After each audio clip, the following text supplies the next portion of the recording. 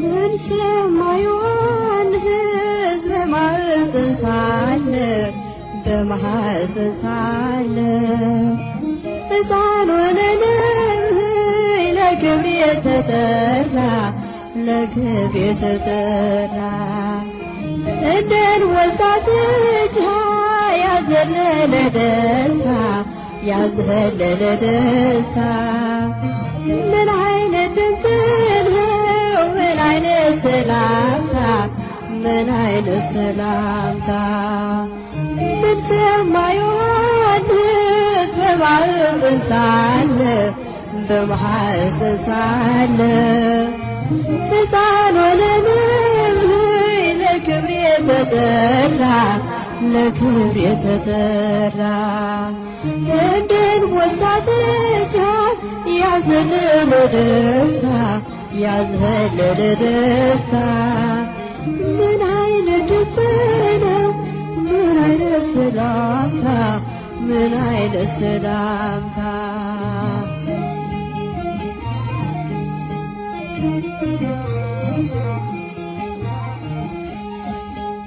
ከተፈጥሮ በላይ ያሰገደ ክብር እንዴት ቢገባን ነው የእናታችን ፍቅር ሌላ ድምፅ አልሰማም ከእንግዲህ በኋላ ለውጦኛልና የሰላምታ ቃሏ ምን ሰማ ዮሐንስ በማኅፀን ሳለ ሕፃን ሆነንም ለክብር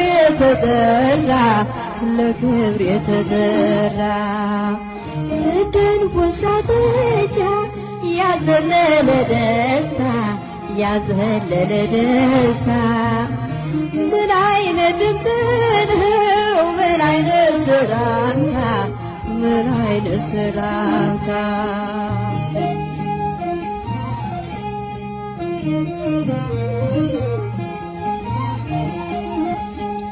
በረሃ ያስገባ ለብዙ ዘመናት ምን ያለ ራእይ እንዴት ያለ ብስራት እንደ አዲስ ምስጋናም ስልቱ የተዋሃበ ተደምጦ የማያውቅ ጭራሽ አልታሰበ ምን ሰማ ዮሐንስ በማኅፀን ሳለ ሕፃን ሆነንም ለክብር የተጠራ እንደን ወጣቶች ያዘለለ ደስታ ምን ያለ ድምፅ ነው ምን አይነት ሰላምታ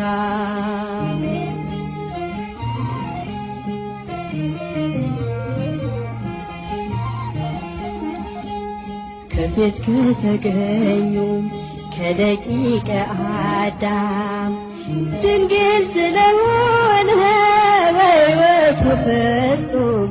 በሕይወቱ ፍጹም ከማኅፀን ሳለ ትምህርቱ በጌታ ለማዳመጥ በቃ የኪዳን ሰላምታ ምን ሰማ ዮሐንስ በማኅፀን ሳለ ሕፃን ሆነንም ለክብር የተጠራ እንደን ወጣቶች ያዘለለ ደስታ ምን አይነት ድምፅ ነው ምን አይነት ሰላምታ ምን አይነት ሰላምታ መቼም አይሆን ሕዝብ በማዕዘን ሳለ በማዕዘን ሳለ ሕፃን ወደ ነብይ ለክብር የተመራ ለክብር የተጠራ እንዴን ወሳተቻ ያዘለለ ደስታ ያዘለለ ደስታ ምን አይነት ድምፅ ነው ምን አይነት ሰላምታ ምን አይነት ሰላምታ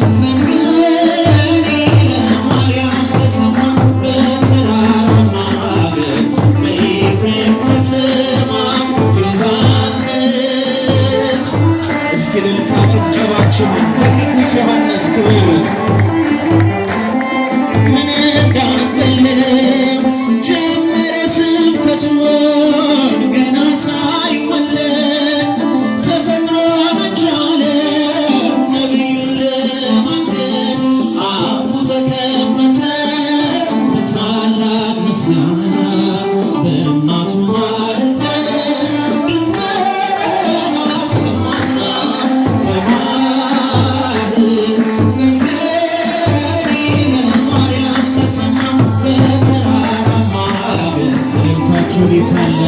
የተዋሕዶ ልጆች አመስግኑ እስቲ።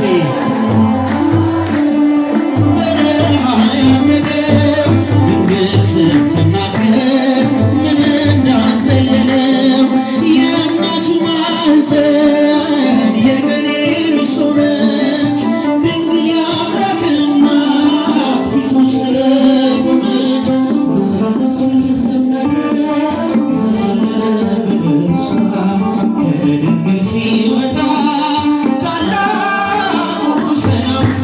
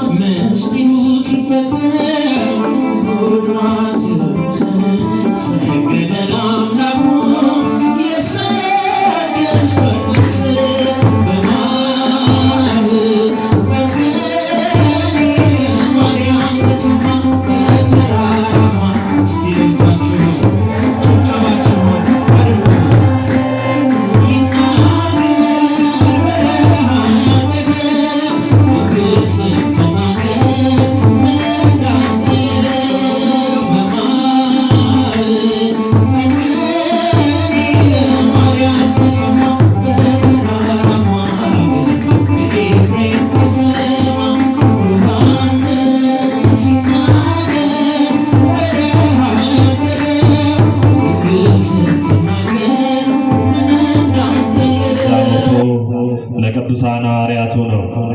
የእግዚአብሔር ልጆች መድኃኒታችን ኢየሱስ ክርስቶስ ወደዚህ ምድር የመጣበትን ዓላማ መለኮታዊ የሆነውን ዓላማውን እንደጨረሰ በኋላ በእውነት ደቀ መዛሙርቱን እንደሚለያቸውና እንደሚሄድ ወደ አባቱ እንደሚሄድ ነግሯቸዋል። ሲነግራቸው ግን ስፍራ አዘጋጅላችሁ ዘንድ እሄዳለሁ ብሎ ነው የተናገረው። ምን አዘጋጅላችሁ ዘንድ? ምን ስፍራ አዘጋጅላችሁ ዘንድ እሄዳለሁ ብሎ ይህንን ቃል ነግሯቸው ነበረ። ነገር ግን ቅዱሳን ሐዋርያቱ መድኃኔ ዓለም ኢየሱስ ክርስቶስ ይህን ቃል ሲነግራቸው አስቀድመው አብሯቸው ስለነበረ ሲራቡ እያበላ ሲታመሙ እየፈወሰ ሲተክዙ እያጽናና በቃሉ እያበረታ በብዙ መከራ ውስጥ ሆነው በጠሩት ሰዓት እየደረሰ ይልቁንም የጌታችን መድኃኒታችን ኢየሱስ ክርስቶስ እነዚህ ቅዱሳን ሐዋርያት ከአባት በላይ አባት ከእናት በላይ እናት ሆኖ ሁሉን ጥለው እንዲከተሉት ኑ ተለኒ ተከተለኝ እያለ ሲላቸው እያንዳንዳቸው ሁሉን ጥለው ተከትለውት ነበር። ስለዚህ ትዳር ያለው ትዳሩን፣ ንግድ ያለው ንግዱን፣ ይልቁንም ስራ ያለው ስራውን፣ አሳም የሚያጠምደው ነጋዴውም ሁሉም እንደየ የሥራ ጸባዩ ያንን ሁሉ ጥለው ማንን ተከተሉ? ጌታችን ኢየሱስ ክርስቶስን ተከተሉ።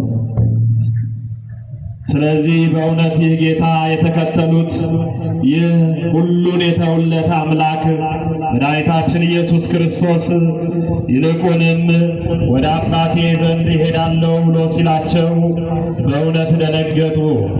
ቁጥር 1 ላይ ቅዱስ ዮሐንስ ወንጌሉ በምዕራፍ 14 ቁጥር 1 ላይ ሲጀምር ምን ይላል? ልባችሁ አይታወክ፣ በእግዚአብሔር እመኑ፣ በእኔም ደግሞ እመኑ፣ በአባቴ ቤት ብዙ መኖሪያ አለ ብሎ ይናገራል።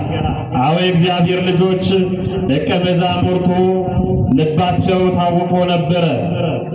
ነገር ግን መጨነቅን እንዲያቆሙ፣ መሸበርን እንዲያቆሙ፣ ይልቁንም ማመን ካለባቸው በእርሱ እንዲታመኑ፣ በእርሱ እንዲተማመኑ ልባችሁ አይታወክ አለ። ምናችሁ አይታወክ? የእግዚአብሔር ልጆች ልባችሁ የታወከ ካለ፣ በእውነት ልባችን ታውቆ ከሆነ፣ አዎ ልባችን ታውቋል፣ አዎ ልባችን ተጨንቋል። ነገር ግን በማን እመኑ አለ? በእግዚአብሔር እመኑ አለ። የእኛ ጌታ መድኃኒታችን ኢየሱስ ክርስቶስ የሚያጽናናው የሚያበረታው፣ አዎ በማን መታመን ስንችል ነው? የእግዚአብሔር ልጆች በማንም አይደለም፣ በእግዚአብሔር ብቻ ነው መታመኛችን።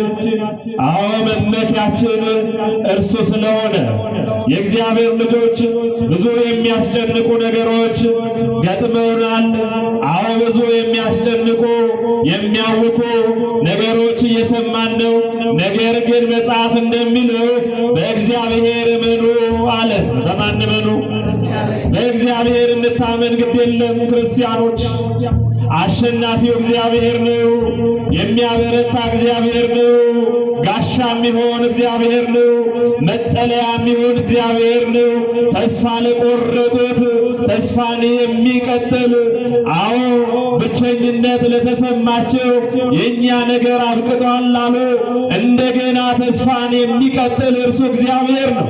ስለዚህ አዎ መድኃኒታችን ኢየሱስ ክርስቶስ እርሱ ልባችሁ አይታወክ ብሎ ይህንን ቃል ተናገረ። ዛሬ መድኃኒዓለም ልባችሁ አይታወክ ይበላል። ልባችንን ይደግፍልን። ክርስቲያኖች በእውነት ለተጨነቁት ልባቸውን ይደግፍላቸው። ከእርሱ ውጭ ደጋፊ የለም። ስለዚህ በእውነት ለተሰበረው ልብ፣ አዎ ተስፋ ለቆረጠው ልብ ደጋፊው የሚያነሳው፣ እንደ ውሃ ለፈሰሰውን እንደገና ቀና የሚያደርግ እግዚአብሔር ነው። ስለዚህ እርሱ መድኃኔዓለም በተስፋ መቁረጥ ውስጥ ያሉትን ይመልከትልን። አዎ እግዚአብሔር ልጆች፣ ስለዚህ ጌታችን ኢየሱስ ክርስቶስ ልባችሁ አይታወካል። ደቀ መዛሙርቱ አዎ ልባቸው ታውቋል። አስቀድሞ 3 ነገር ስለነገራቸው ነው። አዎ ጌታችን ኢየሱስ ክርስቶስ አስቀድሞ ይልቁንም አንደኛው ይሁዳ እንደሚክደው፣ ሁለተኛ አሳልፎ እንደሚሰጠው ይሁዳ፣ ሁለተኛ ስምዖን ጴጥሮስ ይልቁንም አሳልፎ እንደሚሰጠው ከነዚህ ሁሉ ይልቅ አዎ ማንም ቢክድ እኔ ግን አልክድም ብሎ ራሱን ከምንም በላይ መጻረው አዎ ስላለው በዚያ ሰዓት ግን አሳልፎ የሚሰጠውን የሚክደውን ሶስተኛ ደግሞ ጥሏቸው እንደሚሄድ ስለነገራቸው ተስፋ ቆርጠው ነበር። ተስፋ የቆረጡበትን ግን ምን አላቸው? ይልቁንም በአባቴ ቤት ብዙ መኖሪያ አለ። እንዲህ ባይሆን ባልኳችሁ ነበር፣ ስፍራ አዘጋጅላችሁ ዘንድ እሄዳለሁ። ሄጄም ስፍራ ባዘጋጀሁላችሁ እኔ ባለሁበት እናንተ ደግሞ እንዲሁ በዚያ ትሆናላችሁ። አዎ እኔ ባለሁበት እናንተ በዚያ ትሆናላችሁ አላቸው። ክርስቲያኖች ክብርና ምስጋና ለአምላካችን ይሁንልን። እርሱ ባለበት እኛ እንኖራለን። እርሱ ባለበት እኛ ተቀምጠናል። እርሱ ያለው ሰማይ ነው። እርሱ ያለው አባቱ ቀኝ ነው። ክርስቲያኖች በእውነት ስፍራው አዎ የሰው እጅ በሰው እጅ ያልተሰራ ሰማያዊ ስፍራ፣ በዚያ ስፍራ ላይ እኔ ባለሁበት በዚያ ትቀመጣላችሁ፣ በዚያ ትሆናላችሁ አለ። ነገር ግን ልባችሁ አይታወካል። አዎ ይልቁንም ደግሞ ሐዋርያው ቅዱስ ጳውሎስ በፊልጵስዩስ ክርስቲያኖች በምዕራፍ 4 ቁጥር 6 ላይ ምን አለ? ይልቁንም ጌታ ቅርብ ነው አለ። ማን ቅርብ ነው? ጌታ ቅርብ ነው። በነገር ሁሉ በጸሎትና በምልጃ አዎ ከምስጋና ጋር በእግዚአብሔር ዘንድ አዎ ልባችሁን አስታውቁ እንጂ በአንዳች ነገር አትጨነቁ አለ። በምን ነገር አትጨነቁ? በአንዳች ነገር አትጨነቁ። ከምስጋና ከጸሎት ጋር የልባችሁን ነገር ሁሉ ለእግዚአብሔር አቅርቡ። ጌታ ደግሞ ቅርብ ነው፣ ሰሚ አምላክ ነው። እኛ ያለን አዎ የሚሰማ አምላክ ነው። ጆሮን የፈጠረ አይሰማምን? ዓይንን የፈጠረ አይምን ትላለ ይላል ነብዩ። የእግዚአብሔር ልጆች አዎ ጌታ ቅርብ አምላክ ነው። እርሱ ደግሞ ይሰማል፣ እርሱ ደግሞ ያያል። ነገር ግን እንደማያይ ዝም ይላል፣ እንደማይሰማው እርሱ ግን ችላ ብሏል። የእግዚአብሔር ልጆች የእርሱ ቀን ዛሬ ላይሆን ይችላል፣ እኛ ግን ዛሬ ብለን እንላለን። ስለዚህ እግዚአብሔር ልጆች ሁሉን የሚያስጨንቃችሁን በጸሎትና በምልጃ በምንና በምን አልኳችሁ? በጸሎትና በምልጃ ከምስጋናም ጋር ለእርሱ ለጌታ አቅርቡ፣ በአንዳች ነገር አትጨነቁ አለ። በምን አትጨነቁ? አዎ የኛ አምላክ በአንዳች ነገር እንዳንጨነቅ ነግሮናል። ክርስቲያኖች የሚያስጨንቀን ብዙ ነገር አለ። ሰው ነን፣ ሥጋ ለባሽ ነን። በዚህ ምድር ላይ እየኖርን አንጨነቅም ብንል አዎ ሐሰተኞች ነን። ነገር ግን ከሚያስጨንቀን ነገር በላይ እግዚአብሔር ታላቅ ነው። ክብርና ምስጋና ለአምላካችን ይሁን። እርሱ ታላቅ ነው። አዎ የኛ የሚያስጨንቁን ነገሮች አዎ የምድር ነገሮች ናቸው። በምድር ላይ ያለ ነገር ነው የሚያስጨንቀን። እርሱ ግን ሰማያዊ ነው። ሁሉን ድል የሚያደርግ ሁሉን የሚያደርግ አምላክ፣ ሁሉ ከእግሮቹ በታች የሆኑ እርሱ ጌታ የሚያስጨንቃችሁን ሁሉ በእርሱ ላይ ጣሉት አለ።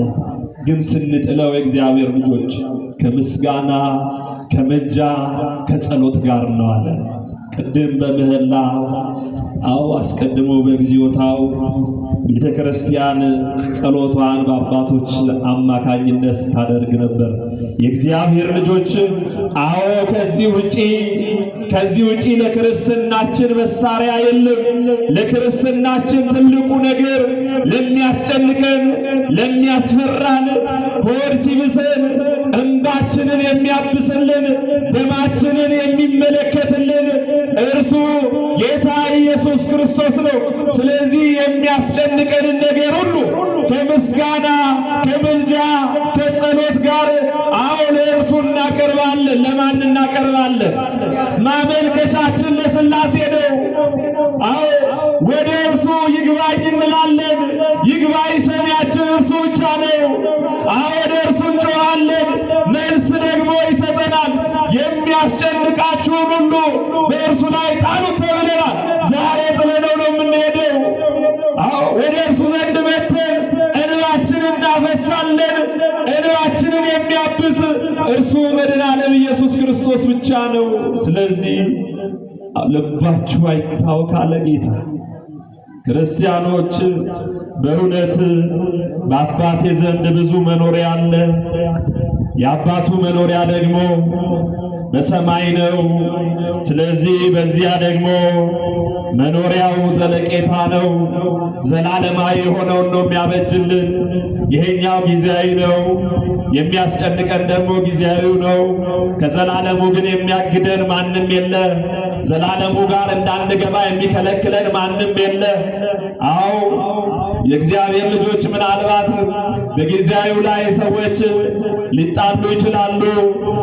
ሰዎችን ሊያሳድዱ ይችላሉ። በሰማያዊው ስፍራ ላይ ግን ከልካይ የለንም። ንጉሡ ቀድሞ ገብቷል።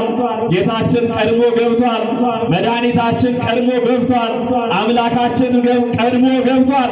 እርሱ ባለበት ደግሞ እኛ እንሆናለን። እርሱ ባለበት ደግሞ ስፍራ አለን። እርሱ ባለበት ዘላለማችን ስፍራችን በዚያ ነው።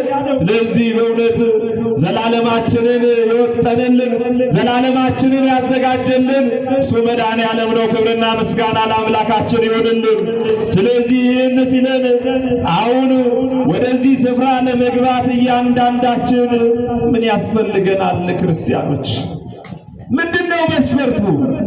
ወደዚህ ወደ አባቴ ቤት ብዙ መኖሪያ ብዙ ስፍራ አለ፣ እኔ ባለሁበት ደግሞ እናንተ በዚያ ትሆናላችሁ አለ የእኛ ጌታ። ስለዚህ ወደዚህ ስፍራ መግባት የሚፈልግ ወደ ሰማያዊው ስፍራ መሄድ የሚፈልግ ክርስትናው ምን አይነት መምሰል አለበት? እንዴት ነው አካሄዳችን? ምን መምሰል አለበት የሚለው እንመለከታለን።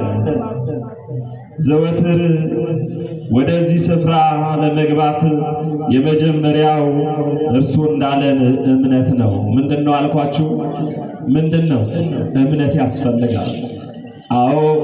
ራሱ ምን አለ? ልባችሁ አይታወቅ፣ በእግዚአብሔር እመኑ። በማን እመኑ? በእግዚአብሔር እመኑ፣ ደግሞ በእኔም እመኑ አለና በአባቴ ቤት ብዙ መኖሪያ አለ። የእግዚአብሔር ልጆች የመጀመሪያው እምነት ነው። እምነት ወደዚህ ስፍራ መግቢያ መንገዳችን ነው። ለክርስትናችን የመጀመሪያው በሥላሴ ለማመን ኦርቶዶክሳዊ ለመባል ክርስቲያን ለመባል በአብ በወልድ በመንፈስ ቅዱስ ስም ለመጠመቅ የመጀመሪያው ማመን ነው። ወደዚህ ስፍራ የገባነው አምነን ነው። በአብ በወልድ በመንፈስ ቅዱስ በመታመን ነው። ወደ ላይኛው ስፍራ ወደ እርሱ ወደ አባቱ ዘንድ የምንቀርበውን በእምነት ነው እግዚአብሔር ልጆች። ስለዚህ ምን አለ? በእኔ እመኑ በአባቴም ደግሞ እመኑ አለ። ወደ አባቱ ቤት ወደ ተዘጋጀልን መኖሪያ ወደዚህ ስፍራ የምንገባው በእምነት ነው። የእግዚአብሔር ልጆች እኔና እናንተ እዚህ ምድር ዜጎች አይደለንም። የኛ የኮንትራት ዓለም ነው። ይህኛ ዓለም ድንኳን ነው። ይህኛ ዓለም ጊዜያዊ ነው። በዚህ ያለን የኮንትራት ጊዜ ይጠናቀቃል። ኃይለኞችም የዋሆችም ገዳዮችም ተገዳዮችም በዚህ ምድር ላይ ያለን ጊዜ የተወሰነ ነው። በላይ ግን ዘላለማችን ላይ በዘላለም ስፍራ ላይ የምንገባው በእርሱ የታመን ክርስቶስን ያመን እኔና እናንተ ነን ክርስቲያኖች። በዚያ ተወስኖልናል። ስለዚህ ይልቁንም ሀገራችን አለ ሐዋርያው በሰማይ ነው አለ። ቤት ነው ሀገራችን አለ። በፊልጵስዩስ ምዕራፍ 3 ቁጥር ላይ ሐዋርያው ሀገራችን በሰማይ ነው አለ። የኛው ጊዜያዊ ነው። የኛው ኮንትራት ነው። የኛው ድንኳን ነው። ጊዜያዊ ነው። እኛ ሀገራችን በሰማይ ነው። ያ ደግሞ አብ ያዘጋጀልን ሰማያዊ ስፍራ በሰው እጅ ያልተሰራች ይልቁንም ክርስትናችንን ጨርሰን ተጋድሏችንን ጨርሰን የምንገባባት ስፍራ ነች ያቺ ስፍራ ክርስቲያኖች። ስለዚህ በነገር ሁሉ ታምነን እንደ ሐዋርያቱ ታምነን በሰማይ ሰማያዊ የሆነውን ስፍራ ለማግኘት ዛሬ በአግባብ መመላለስ አለብን። በእምነት መኖር አለብን። ሐዋርያው ቅዱስ ጳውሎስ በዚህ በቆላስይስ መልእክቱ ምዕራፍ 3 ቁጥር 2 ላይ ምን አለ? በላይ ያለውን አስቡ እንጂ በምድር ያለውን አይደለም አለ። ቤት ያለውን አስቡ። በላይ ያለውን አስቡታል። በላይ ያለውን ስናስብ ክርስቲያኖች በእውነት በዚህ ያለው ጊዜያዊ ነው። በላይ ያለውን ግን ስናስብ ምን አይነት ስፍራ ይሆን? ክርስቲያኖች በላይ ያለውን ለማሰብ በምድር ያለችውን መመልከት ያስፈልጋል። በምድር ያለችው የክርስቶስ ቤተ ክርስቲያንን እንመልከታት። 24 ሰዓት ምስጋና ብቻ ያለባት፣ ማንም በማመን ብቻ የሚገባባት፣ ጥቁር ይሁን ቀይ ሀብታም ይሁን ድሃ ማንም ምንም ሳይጠየቅ በማመኑ ብቻ ገብቶ ከምስጋናው የሚቋደስባት፣ በማመኑ ብቻ ገብቶ ከቅዱስ ሥጋው ከክቡር ደሙ የሚቋደስባት ዘላለማዊት የሆነች ከቅዱሳን ጋራ ባለጋራ የሆነች በምድር ያለች በሰማይ ደግሞ ያለች ወደዚህች ስፍራ ስንገባ በማመን ገብተናል። በምን ገብተናል? በማመን የገባነው። በማመን መተን በቃሉ አርፈናል። በማመን መተን ተጽናንተናል። በማመን ብቻ መተን ሕይወት አግኝተናል። በማመን ብቻ መተን ፈውስን አግኝተናል። በማመን ብቻ መተን ተጽናንተን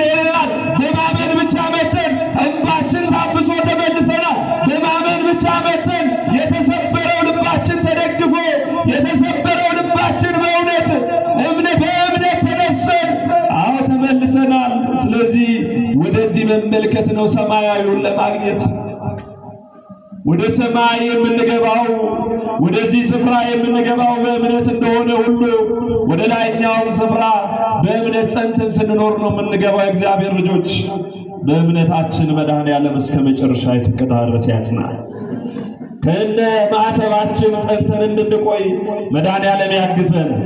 የእግዚአብሔር ልጆች ስለኛ ነው ማንባት አስፈሪ በሆነው ዓለም ላይ እየኖርን በሚያሳድዱን በጠላቶች መሃል እየተመላለስን ክርስትናችን በእውነት አስፈሪ በሆነበት ዓለም ላይ እየተመላለስን ባለበት ሰዓት አዎ ክርስትናን ጸንቶ አዎ እስከ መጨረሻው ታምኖ መኖር ወደ ሰማያዊ ስፍራ ለመግባት ታምኖ መቆየት መታደል ነው። አምላካችን እግዚአብሔር እስከ መጨረሻው ያጽናል። ስለዚህ እግዚአብሔር ልጆች ከእንግዲህ ክርስትናችን የመንግስተ ሰማያት ዜጎች እንጂ የዚህ ምድር አይደለንም ማለት ነው። በክርስትናችን የዚህ ምድሩ ሥጋዊ ዓለም ነው። አዎ እግዚአብሔር ከክርስቶስ ጋር በሰማይ አስቀምጦናል ብለን ስንናገር ሰማያዊያን ነን ማለት ነው። የሰማይ ዜጎች ነን ማለት ነው። የቅዱሳን ማህበርተኞች ነን ማለት ነው። በዚያ ስፍራ ላይ ተቀምጠናል ብለን ስንናገር አዎ ሐዋርያው ቅዱስ ጳውሎስ በዚህ በኤፌሶን መልእክቱ በምዕራፍ 2 ቁጥር 6 ላይ ምን አለ? በክርስቶስ ኢየሱስም በሰማያዊ ስፍራ ከእርሱ ጋር አስቀመጠን አለ። ክብርና ምስጋና ለአምላካችን ይሁንልን። ከእርሱ ጋር አስቀመጠን። አዎ ከእርሱ ጋር አስቀመጠን በሰማያዊው ስፍራ ከጌታችን ከኢየሱስ ክርስቶስ ጋር ከእርሱ ጋር አስቀመጠን አለ። ምን ያህል መታደል ለእግዚአብሔር ልጆች! በማመን ከእርሱ ጋር ተቀምጠሃል። ከእርሱ ጋር በማመን ተቀምጠሻል። አዎ እርሱ ስላመን እርሱ ስለሄደ እርሱ ባለበት እኛ አለን። እርሱ ባለበት ቤተ ክርስቲያን አለች። እርሱ ባለበት ሰማዕታት አሉ። እርሱ ባለበት ስፍራ ላይ አዎ ቅዱሳኑ አሉ። በዚህ አስቀምጠን አለ። ስለዚህ እኔና እናንተ በዚህ ዓለም ላይ እንግዶች ብቻ እንደሆን አስበ ይልቁንም እርሱ መድኃኒታችን ኢየሱስ ክርስቶስ በዚህ ዓለም ላይ እንግዶችና መጻተኞች መሆናችንን ስለነገረን የእግዚአብሔር ልጆች በጸሎትና በምልጃ ከምስጋናም ጋር ለእግዚአብሔር ጸሎታችንን፣ ልመናችንን፣ ምልጃችንን ለእርሱ ማቅረብ ነው እንጂ በአንዳች ነገር እንዳንጨነቅ ነግሮናል።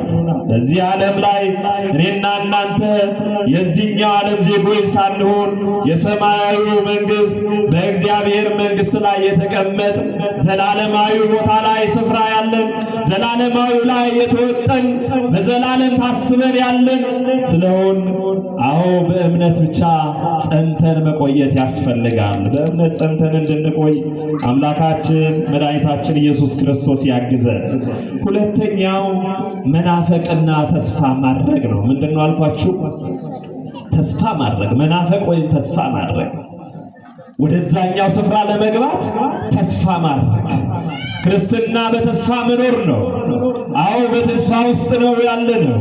የእግዚአብሔር ልጆች ቅዱስ ጳውሎስ በዚህ በመልእክቱ ይልቁንም በወንጌል ላይ ምን ብሎናል? አገልግሎቱን ፈጽሞ አዎ ወደዚያኛ ዓለም ለመሄድ በክርስቶስ የተጠራበትን አገልግሎት እንደፈጸመ እንደነገረን በዚህ በፊልጵስዩስ መልእክቱ ምዕራፍ 1 ቁጥር 23 ላይ ምን አለ? ልሄድ ከክርስቶስ ጋር ልኖር ምን እላለሁ? እናፍቃለሁ አለ። ምን እላለሁ? አሁን እናፍቃለሁ አለ። የመጀመሪያው መናፈቅ ነው። አንደኛው ማመን ከሆነ ሁለተኛው መናፈቅ ነው። ከክርስቶስ ጋር ልኖር እናፍቃለሁ፣ ከሁሉ ይልቅ እጅግ የሚሻል እርሱ ነውና አለ። እርሱ ነው የሚሻል። የሚሻል ምን አለ ክርስቲያኖች? ምንም የለም። ምንም ይሻላል? በእውነት ምን ተስፋ የምናደርገው ነገር አለ? የተደገፍናቸው ነገሮች ሁሉ፣ የታመንባቸው ነገሮች ሁሉ ተስፋ የሚያስቆርጡ ሬት የሚሉ በእውነት በዚህ ምድር ላይ እየተመላለስን ባለንበት ሰዓት የምንሰማው ነገር ሁሉ ተስፋ አስቆራጭ፣ ልብ ሰባሪ በእውነት እግዚአብሔር የለም ሰዎች እስኪሉ ድረስ አዎ ብዙ ነገሮች ተስፋ የሚያስቆርጡ ስማቸው። እኛ ግን ሰነፎች አይደለንም። እኛ ግን አማኞች ነን። እግዚአብሔር አለ ብለን እንናገራለን። ማን አለ? እግዚአብሔር አለ። አመስግኑት እግዚአብሔር። እርሱ አለ። እግዚአብሔር አለ። ተስፋ የምናደርገው አለ። ተስፋ የምናደርገው ደግሞ ወደ ላይ ሐዋርያው እንዳለ ከእርሱ ጋር ለመኖር የምንናፍቅለት፣ ወደ እርሱ ለመሄድ የምንናፍቅለት፣ የምንጓጓለት እርሱ እንዲመጣ ሙሽራን ቤተ ክርስቲያንን እንዲወስዳት ዘወትር ጸሎቷ ቤተ ክርስቲያን ነው። እርሱ ሲመጣ የሁሉ ጭቅጭቅ፣ እርሱ ሲመጣ የሁሉ ግፊያ የሚያበቃ እርሱ ሲመጣ ነው። መድኃኔዓለም ይምጣልን በንስሐውን እንድንመላለስና ልጆቹ እንዲሰበስበን የሱ ቅዱስ ፈቃዱ ይሁን።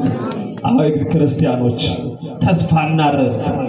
ሐዋርያው ተስፋ እንድናደርግ ይነግረናል። ሰማያዊውን ነገር መናፈቅ የምሩ ተስፋ አስቆራጭ ስለሆነ የምሩ በእውነት የምናየው የምንሰማው ነገር ሁሉ በክርስትናችን ላይ ተስፋ አስቆራጭ ስለሆነ የክርስቶስን ትንሣኤ እየናፈቁ የነበሩ ክርስቶስ ደግሞ እንዲመጣላቸው ስለናፈቁ ሊቁንም ቅዱስ ዮሐንስ በራእዩ ማራናታ ጌታ ሆይ ቶሎና አለ። ማን አለ? ጌታ ሆይ ቶሎና አለ። ሁሉ የሚያበቃው የምድር ጨለማ የሚገፈፈው የምድር ኃይለኞች የሚያርፉት ኃይላቸው የሚሰበረው ኃይለኛው የኃያላን ሁሉ ኃያል የሆነው እርሱ ክርስቶስ ሲመጣ ነው። ስለዚህ እግዚአብሔር ልጆች ተስፋ በመቁረጥ ውስጥ ያለን ምናልባት በሕይወታችን በእያንዳንዳችን ውስጥ ተስፋ በመቁረጥ ውስጥ ያለን በእውነት ተስፋችን ክርስቶስ ነው። ክርስቶስን እንደገፈው።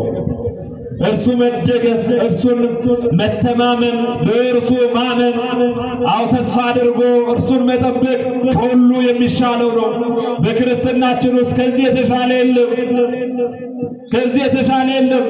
ቤተ ክርስቲያን እስካሁን የቆየችው እስካሁን ለስንት ሺህ ዓመት የቆየችው ተስፋን በመናፈቅ ተስፋ ላይ በመደገፍ በተስፋ በክርስቶስ በመታመን ነው። ስለዚህ የእግዚአብሔር ልጆች በእርሱ እንታመን። ከእርሱ ውጪ መተማመኛ የለም። ሐዋርያው አሁንም በዚህ በአንደኛ ተሰሎንቄ በምዕራፍ 2 ቁጥር 19 ላይ ምን አለ? ተስፋችን ወይስ ደስታችን ወይስ የትምክህታችን አክሊል ማን ነው ብሎ ጥያቄ ይጠይቃል። ተስፋችን ወይስ የትምክህታችን አክሊል ማን ነው?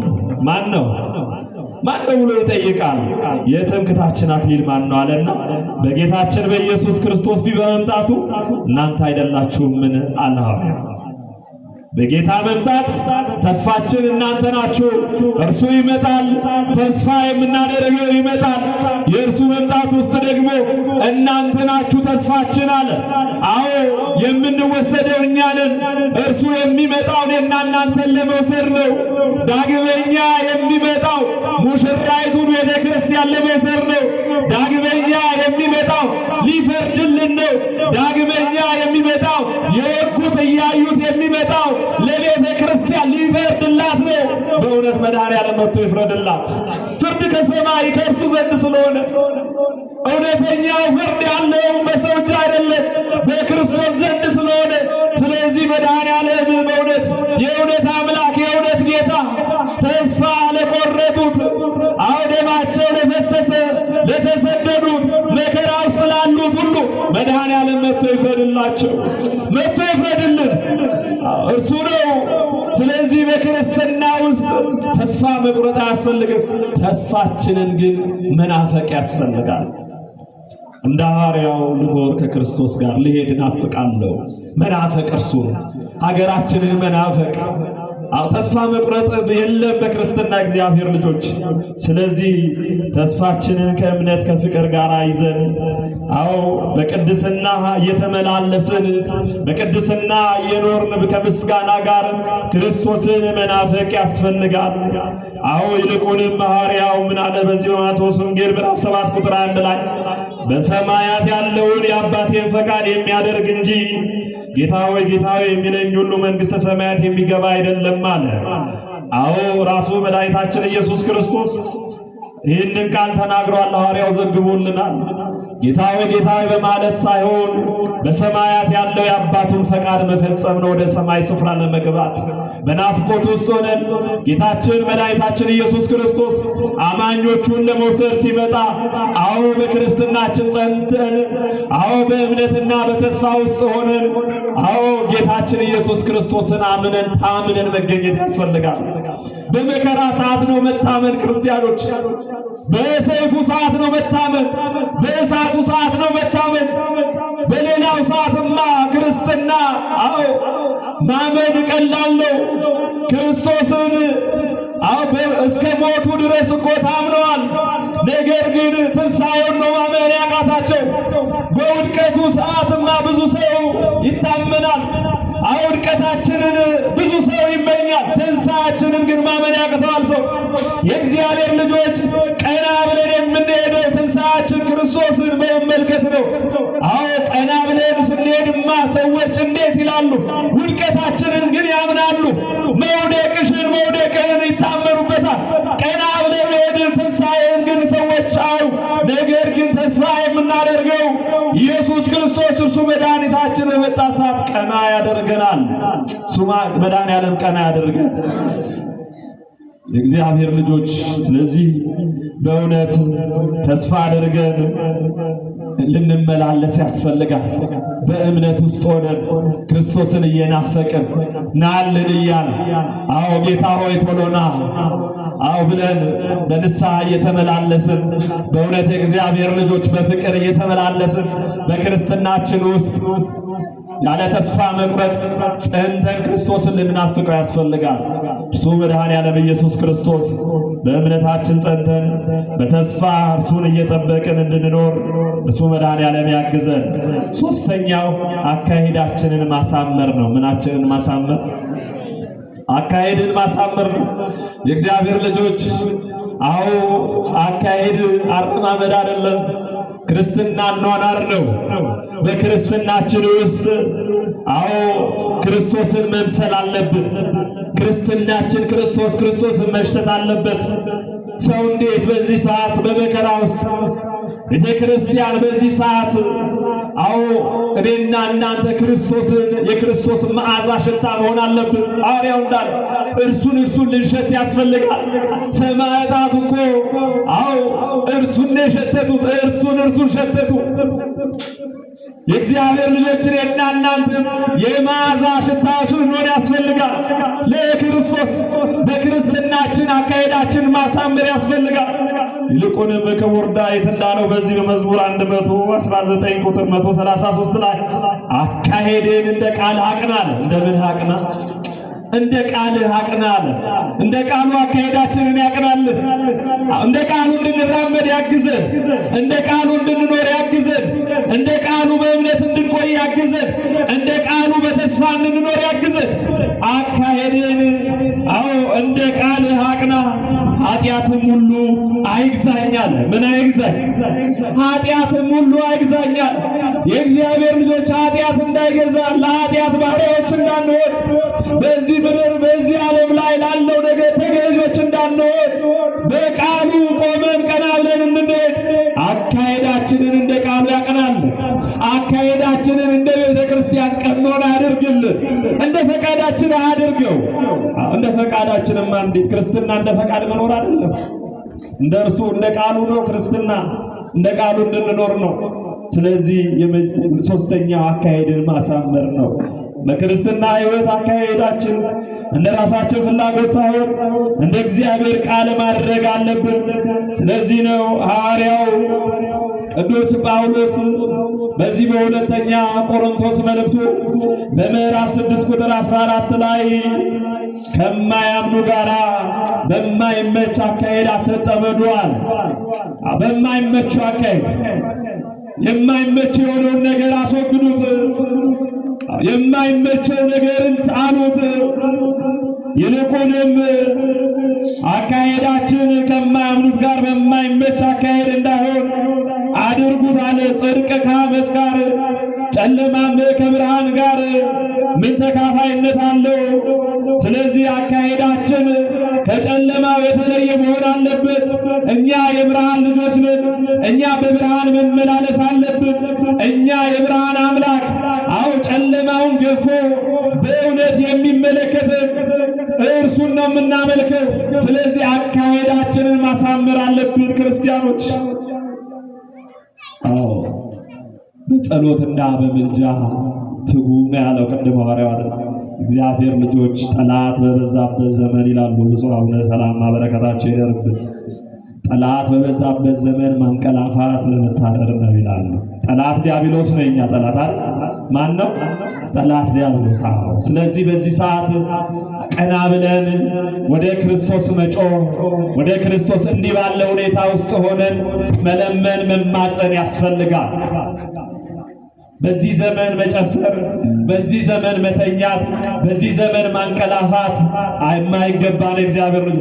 ስለዚህ አካሄዳችንን ልናሳምር ያስፈልጋል። በክርስትናችን አካሄዳችንን እንደ ቃሉ ማድረግ ያስፈልጋል። አካሄዳችን እንደ ቤተ ክርስቲያን መሆን፣ እንደ ቤተ ክርስቲያን በምትነግረን አካሄዳችንን ማድረግ አለብን። አካሄዳችን አባቶቻችን በሚነግሩን መሰረት መሆን አለበት። እንደ ፈቃዳችን የምንመላለስበት ጊዜ አብቅቷል። ክርስትናው በክርስትና እንደዛ መመላለስ የለም። የእግዚአብሔር ልጆች የጨለማውን ሥራ ከእናንተ አስወግዱት ነው የሚለው። ያንን አስወግደን እንደ ቃሉ መጓዝ ያስፈልጋል። የጻድቃን መንገድ ቅነች ነው የሚለው። ምንድነች? ቅነች ነው የሚለው። ስለዚህ ቅን የሆነችው መንገድ ጻድቃን የሄዱባት፣ ቅዱሳን የሄዱባት፣ ቅዱሳንን የምንከተል ክርስቶስን ያሳዩ መስታወቶቻችንን የምንመለከት የና እናንተ እንደ ቅዱሳኑ አካሄዳችንን ልናቀና ያስፈልጋል። እግርን በዚህ ይልቁንም በመጽሐፈ ምሳሌ ምዕራፍ 4 ቁጥር 25 ላይ ሰሎሞን ምን አለ? እግርህን መንገድ አቅና፣ አካሄድህንም እንደ ቃሉ አድርግ ይላል። የእግራችን መንገድ እንደ ቃሉ ሊሆን ያስፈልጋል። እንደ ቃሉ መድኃኔዓለም አረማመዳችን ያድርግልን። ኑሯችንን እንደ ቃሉ ያድርግልን። እንደ ፈቃዳችን እንደ ሥጋ ፍላጎታችን የምንመላለስበትን ጊዜ ከእኛ ላይ ያስወግድልን። ክርስቲያኖች በተስፋ አካሄዳችን በማሳመር በእምነት ውስጥ ሆነን ልንጓዝ ያስፈልጋል። እንዲህ ባለ ሁኔታ ውስጥ ከኖር ክርስቶስን የምንሸት ከሆነ የቅዱሳኑን ፍኖት የሰማዕታቱን ፍኖት የምንከተል ከሆነ በሰማይ ያለውን ተስፋ የምናደርገው በሰማይ ያለውን ስፍራ ማግኘት እንችላለን። በሰማይ ወዳለው ስፍራ ለመግባት አካሄድን ማሳመር ያስፈልጋል።